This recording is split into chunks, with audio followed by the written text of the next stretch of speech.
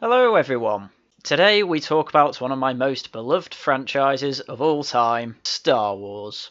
Because for some reason, Disney can't just let this franchise die. Which, to be fair, this isn't the only franchise Disney won't let die. There is another certain beloved yellow American family that for some reason just keeps going on, despite it being well past its peak, and continuing to decline in quality. But I can leave that for another video. Today we are here to talk about Star Wars and just how bad things have been going over at Disney. For a start, I guess we'll go into the elephant in the room, which is of course the story of Gina Carano, one of the B-list actresses who was a recurring character in The Mandalorian, and oddly enough one of the only characters with any character in that show. But Gina Carano did a naughty fleet, which is, I guess, Twitter's version of stories, which can only be done on the mobile version for some reason. But she put up this image. Jews were beaten in the streets, not by Nazi soldiers, but by their neighbours, and even by children. Because history is edited, most people today don't realise that to get to the point where Nazi soldiers could easily round up thousands of Jews, the government first made their own neighbours hate them simply for being Jews. How is that any different from hating someone for their political views? And it appears to be because of this fleet that she has now been kicked off The Mandalorian for Season 3 and beyond. Which was odd because her co-star Pedro Pascal, who actually plays The Mandalorian, put up this image comparing Germany in 1944, i.e. the Jews in 1944 in concentration camps, comparing it to America in 2018, though he was an idiot and used an image of Palestinian children in cages somewhere in the Middle East. So it appears these type of comparisons are only allowed if you happen to not be a conservative. And naturally, this issue came up in the annual meeting with shareholders from Disney. So this particular question was put forward in the meeting. Let's have a listen. Hi there. It's clear that there's a new blacklist punishing conservatives in the entertainment industry.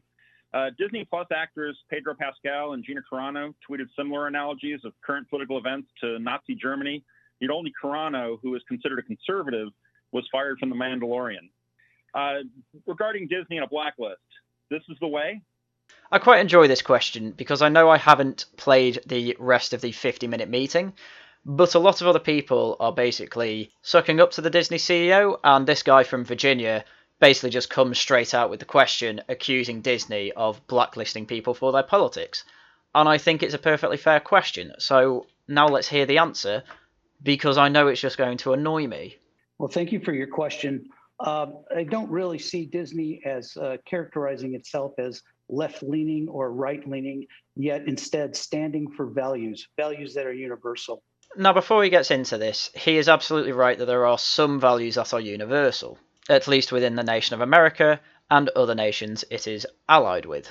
But I do always find it disingenuous when companies do try and say they don't lean left or right, especially directly after, as this caller has pointed out, that left-leaning politics does seem to have been preferred to conservative politics in the firing of Gina Carano, but not of Pedro Pascal.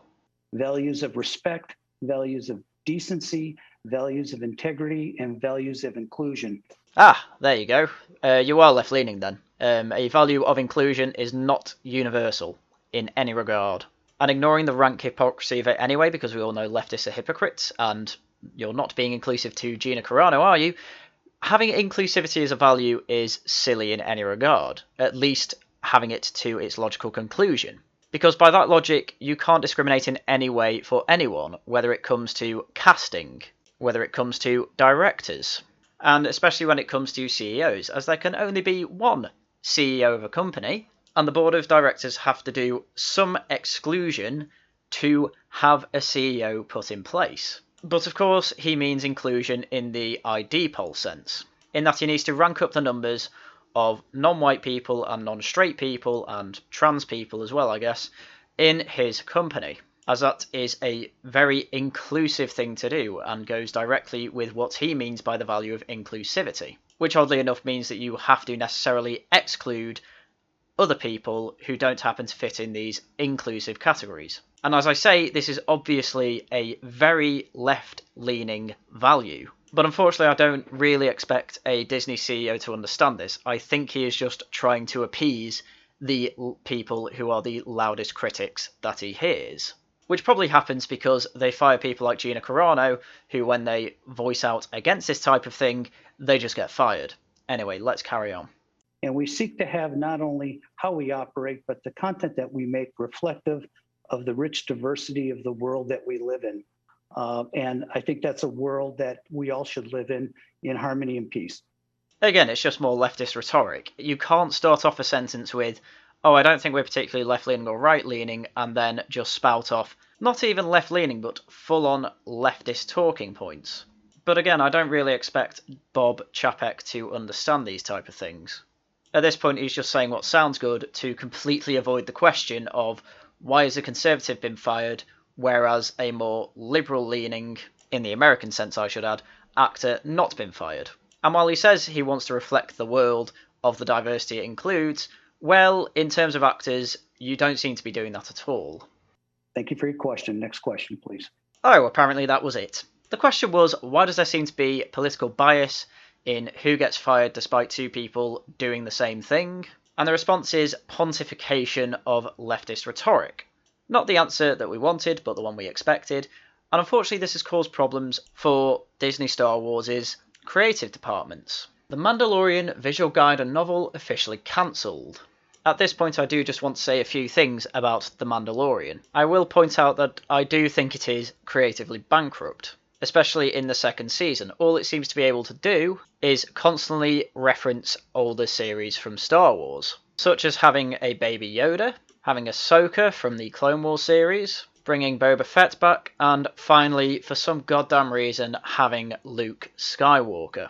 His entire character in the final episode is literally just lightsaber down droids and take the baby away. As I say, creatively bankrupt. And just to nail the point home, I am trying to say that The Mandalorian has no originality to it. I don't think it is very creative.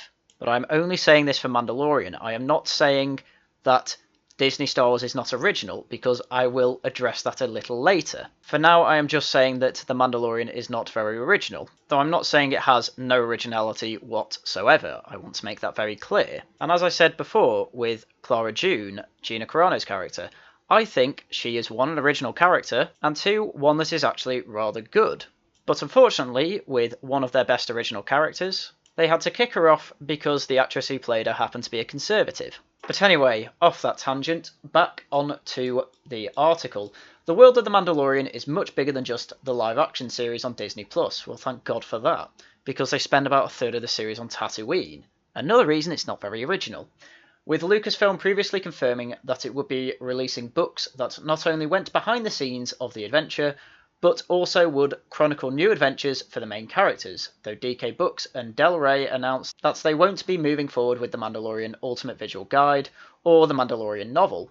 Fans have been left to wonder why these projects may have been scrapped, given that they were announced last summer, with only official explanations from the cancellations being quite vague. And it was basically two tweets from these publishers saying, oh, the story will continue on screen. That's all it basically says.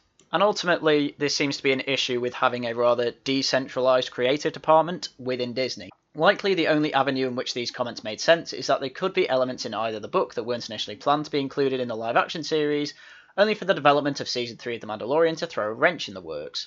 With the Ultimate Visual Guide diving into the making of the series, it's perplexing what could be contained within that might cause the publisher to delay its release, or cancel its release. Yet it would seem much more plausible that whatever we would have seen in the novel could potentially be repurposed for one of the many upcoming live-action Star Wars series. So it seems to be the issue that while these novels and behind-the-scenes books were being made, people in other parts of the creative department were trying to repurpose them or making ideas that completely contradicted what was in the novel. And someone higher up at Disney must have just said, well, the live-action stuff makes more money, please cancel these books, we need the money and the story to make sense for the live-action series. Which could stifle creativity, but I suppose you do want a single canon. Well, if you want a single canon, one thing I wouldn't do is change directors in the middle of a new Star Wars trilogy, which is exactly what they did. But the article goes on. Understandably, one of the biggest shake-ups for the galaxy far, far away in recent months was Lucasfilm announcing that Gina Carano would no longer be part of the franchise going forward, surely leaving some to speculate about if the cancellation of these books was somehow connected to that reveal. While the series surely won't retroactively erase Carano's Cara Dune from the programme, it would be confounding as to why this would be the reason the visual guide would be cancelled. But with the studio yet to reveal the fate of the character, it's possible that events of the novel tied in more directly to the character's importance, or to set the stage for involvement in other live-action series. So because people higher up on Disney have now given orders to kill off a character, she can't be used again. She can't be used in these.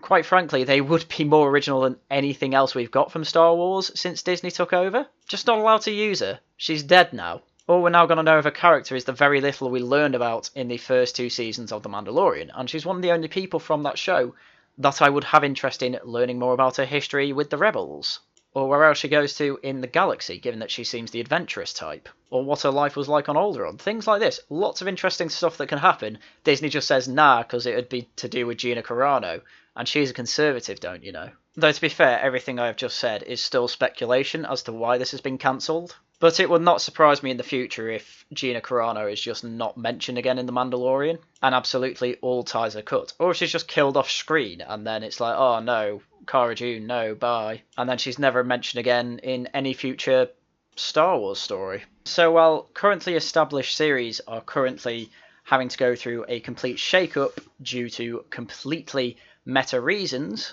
Disney have also announced a whole bunch of new Star Wars projects. And there are quite a lot of these. So the first one on this list is Rogue Squadron. The next Star Wars feature film will be Rogue Squadron, directed by Patty Jenkins, the Wonder Woman franchise.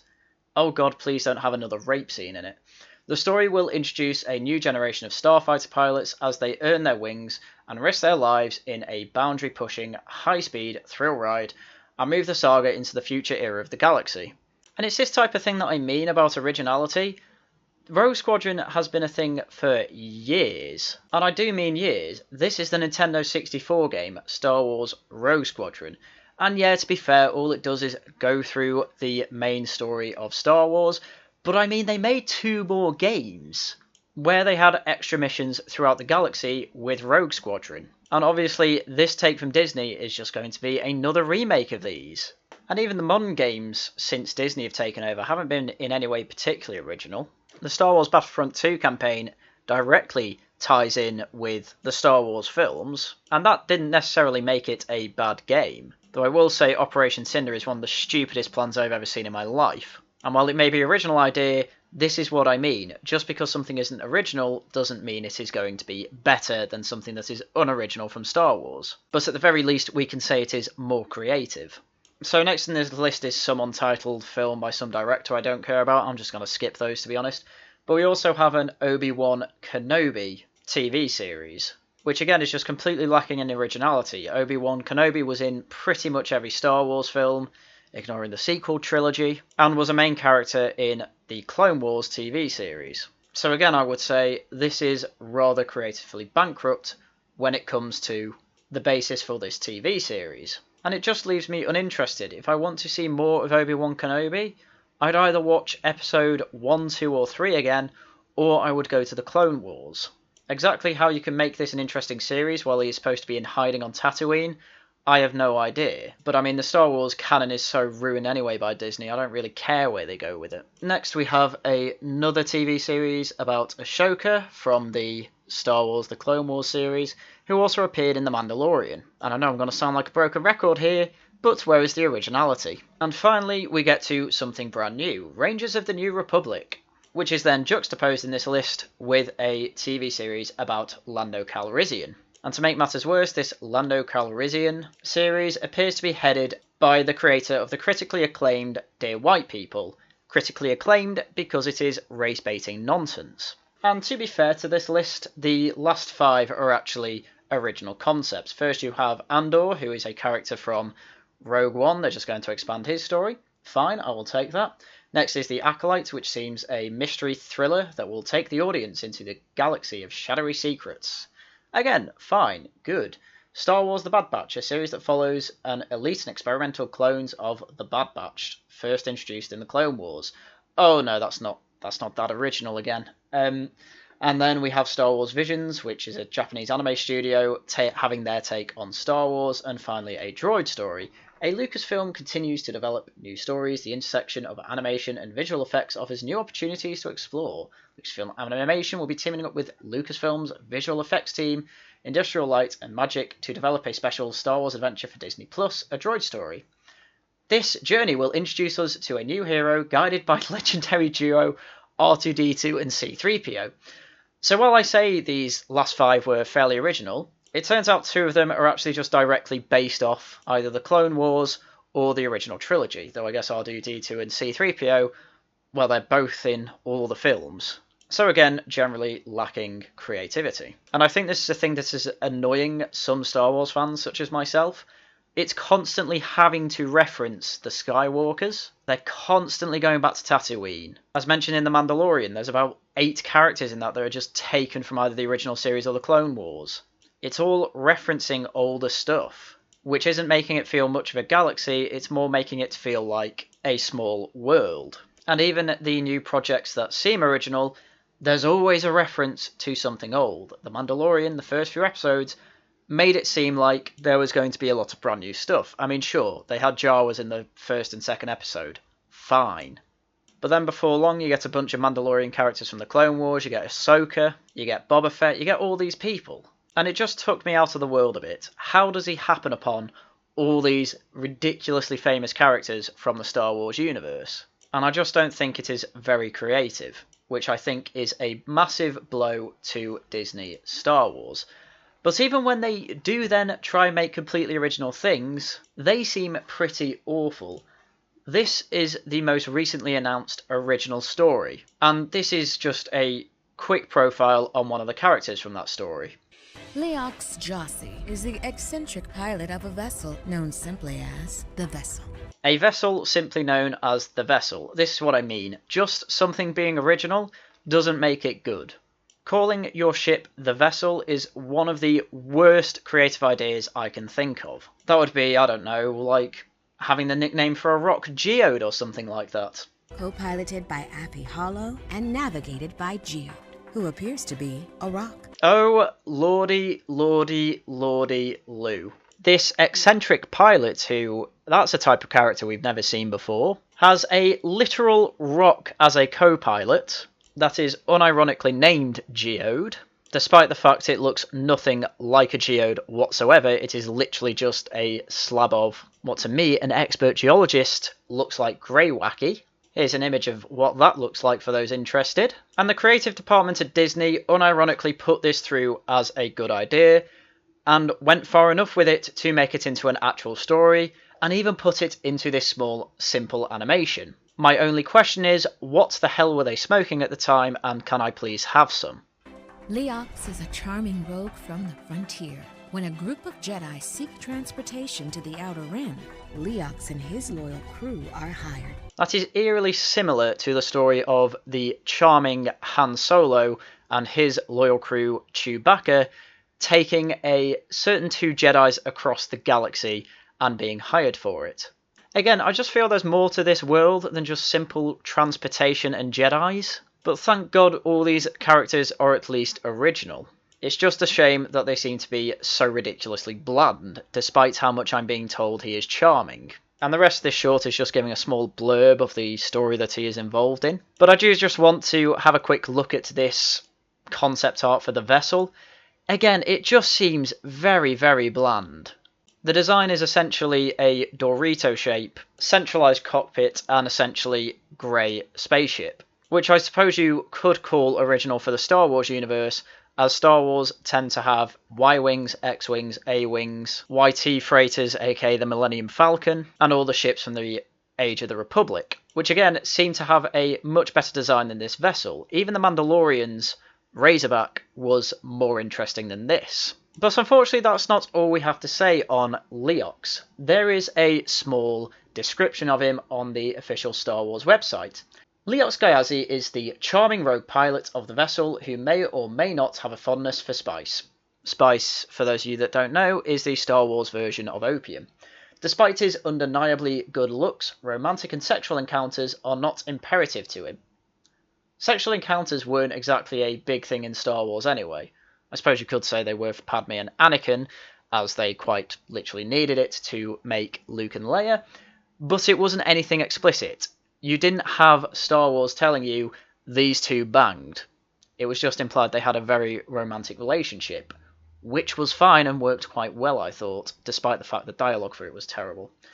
In fact, he identifies as asexual. Oh, how progressive.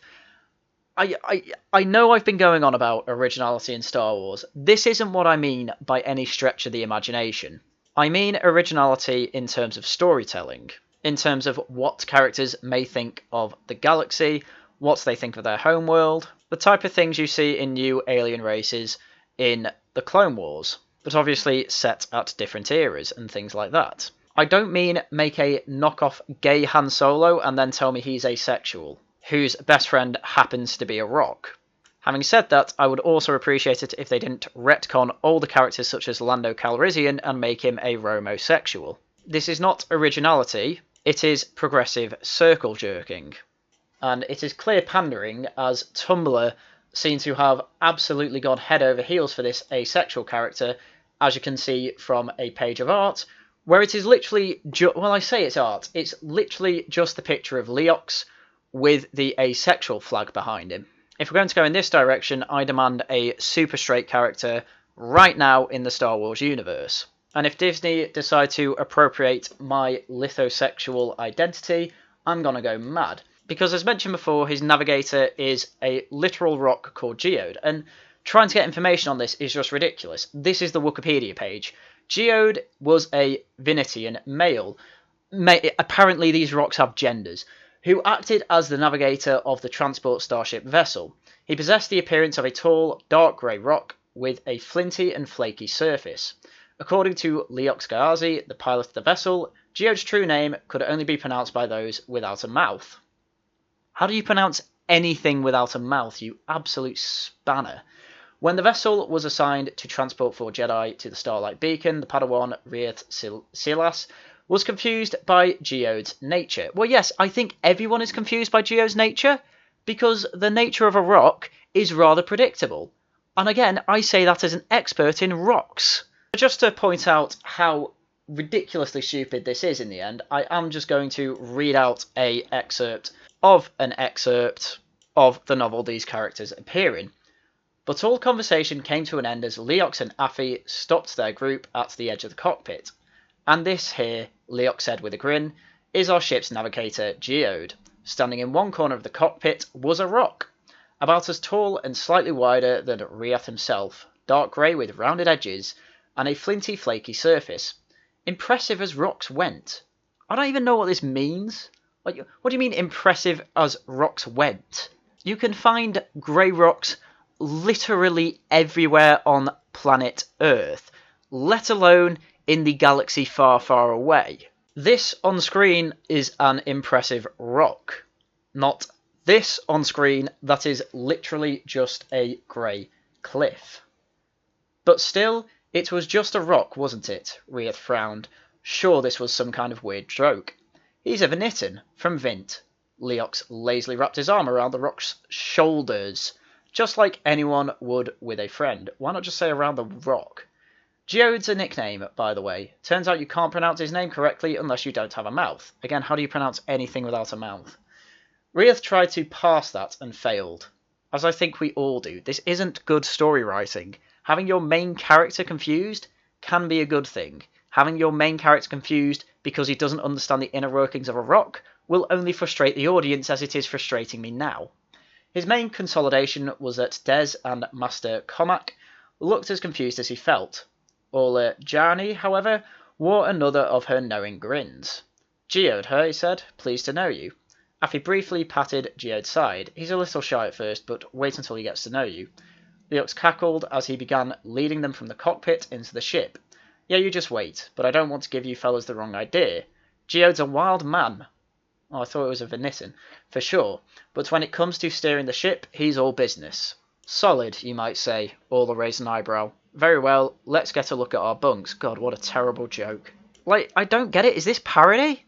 Is this like Pizza the Hut from Spaceballs? This is terrible. Even the dialogue's bad. Why no one would say, is this a joke to him, is beyond me. But this appears to be the height of originality when it comes to the new Star Wars. We get a literal rock and we get a knockoff Han Solo, who we are told is asexual and keep being told is charming. If Disney have to keep telling me that the man is charming, I'm going to assume he is not very charming at all. A bit like when it comes to Rey, Disney keep telling me Rey is the greatest Jedi ever, and I completely believe that, but I don't believe she earned it, as Disney want to imply that she has. So I suppose it's time to conclude. All Disney Star Wars seems to be able to do is reference old concepts, ideas, and characters. Even the idea of a Mandalorian isn't particularly original when it comes to Star Wars, but I am fine with it. As I say, it's not pure originality I am looking for. What I'm looking for is keeping things within the Star Wars universe, making sense, taking older concepts, running with them in a good direction. Not taking old concepts like the Mandalorian, running with them in one direction by taking up with a Jedi, and then just having in Season 2 him meet up with a load of old characters. As I say, my favourite characters in The Mandalorian are original characters with character, such as Bill Burr's character and Gina Carano's character. Bill Burr was the absolute show stealer when it came to The Mandalorian, and having a series based off him, where we don't see too many of the old characters, it's okay to have one or two referenced, even appear for a scene or two. That would be fine. But having them the main focus of a series, I think that was just too far and not particularly creative, as I say.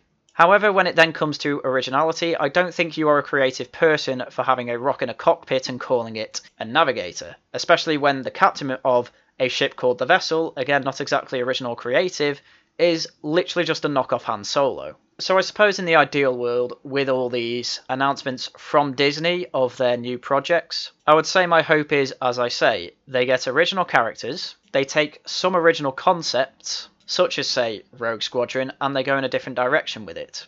Maybe have them cut off from the Rebels in Empire space, and having to work their way through enemy territory constantly in their small ships, as a small squadron. I believe Star Wars Rebels was a bit like this, and from what I hear, that is quite a good series. However, I don't think that is going to be the case. I think we're going to see a lot more Skywalkers in our shows. We're definitely going to see a lot of ObiWan Kenobis. I think we're going to constantly have old characters appearing up again, whether it makes sense or not, whether they are in character or not. And I think ultimately, even the most diehard Star Wars fans are going to get burned out. Which I think is a shame, because despite all this, I do still enjoy Star Wars. This is a big part of my childhood. I just hate to see the way it has gone under Disney. And unfortunately, I don't see things improving soon. So I'm just going to carry on and keep assuming that Disney is writing fan fiction, and have my headcanon be that episodes 1 to 6 are the only official Star Wars canon. But hey, if you enjoy it, don't let my opinions stop you. I can see a lot of problems with a lot of Star Wars, even the original trilogy, especially Return of the Jedi. But I can't stop myself from going back to watch the original trilogy every few years. But that's everything I had for you today. So, as usual, thank you very much for watching, and until next time, goodbye.